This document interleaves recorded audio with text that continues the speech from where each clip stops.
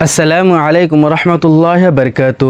প্রিয় বন্ধুরা, অনেক সময় আমরা কোনো কাজের উদ্দেশ্যে কোনো জায়গায় আমরা সফরে যাই বা আমরা কোনো জায়গায় ঘুরতে যাই, ভ্রমণে যাই। তখন আমাদের মনে প্রশ্ন হয় যে আমরা তো এখন সফরে এসেছি, আমাদের এখন কসর নামাজ পড়তে হবে। তো আমরা কসর নামাজ কিভাবে পড়ব? আমাদের উপরে কি কসর নামাজ পড়া জায়েজ হয়েছে? তো আজকের ভিডিওতে আমরা জানবো কসর নামাজ আমাদের কখন পড়তে হয় এবং কসর নামাজ আমাদের কিভাবে পড়তে হয় এবং আমরা কখন পুরো নামাজ পড়ব। তো চলুন দেরি না করে আমরা ভিডিওটি শুরু করি। তো সর্বপ্রথম আমরা জেনে নিই আমাদের পুরো নামাজ কখন পড়তে হয়। আমাদের পুরো নামাজ দুটি জায়গায় পড়তে হয়। একটি হলো ওয়াতনে আসলি, আরেকটি হলো ওয়াতনে ইকামা। ওয়াতনে আসলি সেই জায়গাকে বলা হয় যেখানে আমাদের জন্ম হয়েছে আর যেখানে আমরা ছোট থেকেই থাকি আর যেখানে আমার বাপদাদা সবাই থাকতো।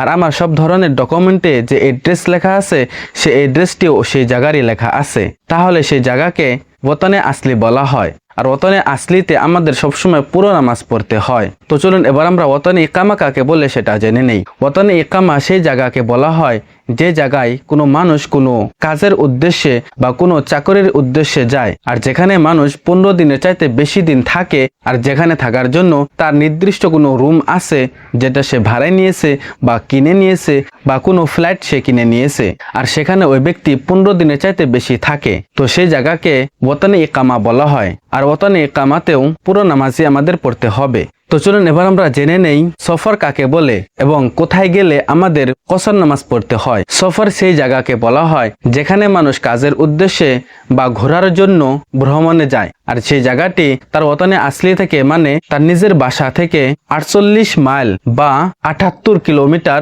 দূরে হয়। মানে মানুষটি যে জায়গায় কোনো কাজের উদ্দেশ্যে যাইতেছে বা ভ্রমণে যাইতেছে সেই জায়গাটি তার নিজের বাসা থেকে 48 মাইল বা 78 কিলোমিটার দূর হতে হবে। আর সেখানে ওই ব্যক্তি 15 দিনের চাইতে কম দিন থাকার জন্য যাইতেছে।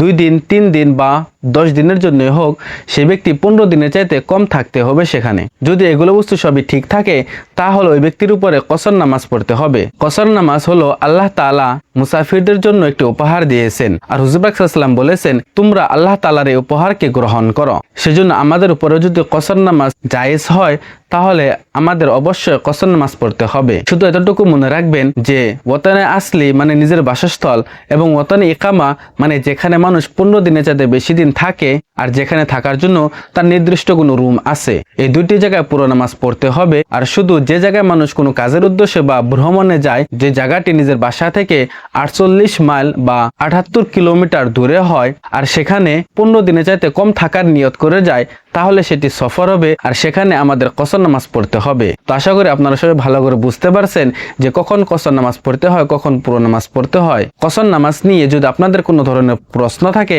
তাহলে ভিডিওর কমেন্টে আপনি প্রশ্ন লিখে যান, ইনশাআল্লাহ আমি উত্তর দেওয়ার চেষ্টা করব। আসসালামু আলাইকুম।